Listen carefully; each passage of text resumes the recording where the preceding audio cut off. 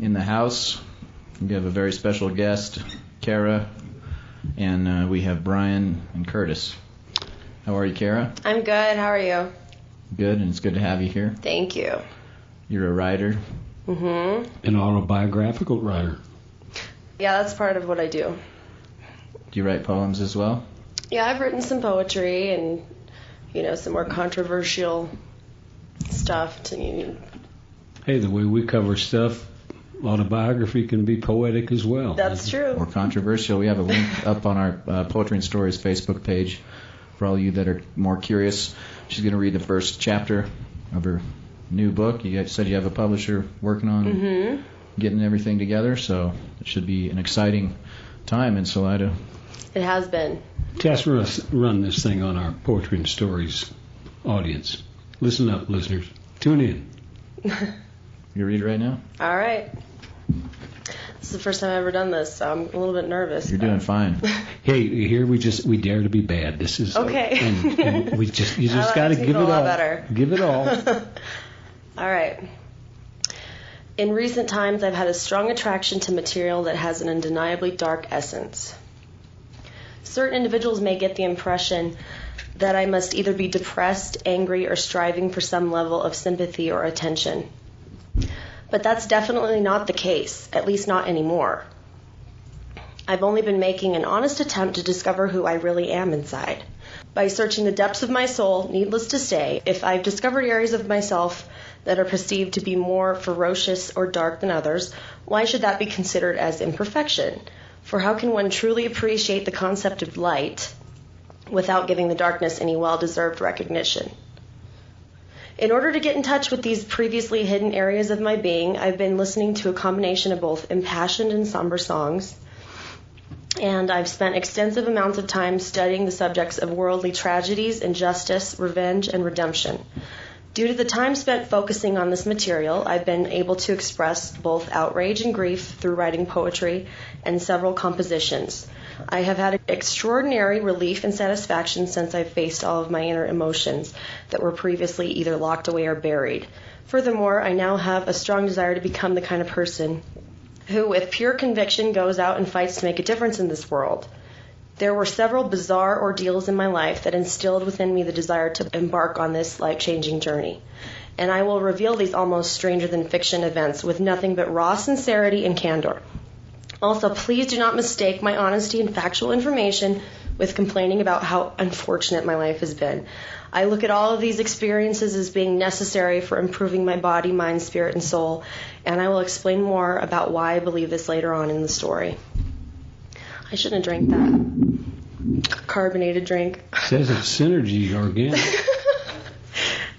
It's making me burp while I'm reading. Well, you can pause. That's glamorous, We didn't right? notice. We'll just cut it out. You pause anytime you want and take a breath, and we can kick to Brian or something else. They're doing good. Go back See, I told you I'm honest, right? Yeah.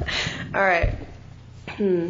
Let me start by discussing my early years. My childhood was very difficult for me, which is fairly typical for most individuals. However, my family was extraordinarily dysfunctional, and it was basically pure hell growing up in my household. My father was a ruthless alcoholic, and I was terrified of him when he would drink. On the other hand, when he was sober, he was very funny and kind. I appreciated that part of him, but as you can imagine, it was very confusing to have to figure out how to love and respect someone who was basically Dr. Jekyll and Mr. Hyde. My mother was also what I would consider to be very emotionally unstable. Half of the time she was trying to be the perfect mother by enrolling me in private Christian schools, getting me involved in dance class, speech meets, talent shows, etc. Although she meant well, I inevitably felt pressured to be the perfect little daughter. She would relentlessly encourage me to take advantage of my gifts and talents, and she honestly drove me to near insanity. Furthermore, my mother would seem to randomly go into deep depressions that would last for months at a time. Because of her depression, or what I now believe to have been a personality disorder, she would abandon her duties as a mother. I'm sure a lot of her emotional instability had something to do with her volatile marriage and hormonal imbalances, but as a child, I couldn't understand why she was so unpredictable. I used to think it was somehow my fault or that I wasn't perfect enough. I always have loved my mother, but I could never truly look up to her in any way because she always seemed so weak and insecure. Although my parents often reassure me that they love me deeply and are very proud of me, they have continuously criticized the mistakes I've made in my life. Because of this, I've always had an underlying feeling that I was a failure and that I could never do anything right. The combination of my difficult childhood circumstances caused me to develop some deep-rooted issues. They would inevitably haunt me throughout my life. However, now that I'm grown, I have learned to view my childhood from a different perspective, and I no longer harbor any resentment towards my mother or father. I believe that they both tried their best to be good parents, but they were most definitely impaired by all of their own personal issues.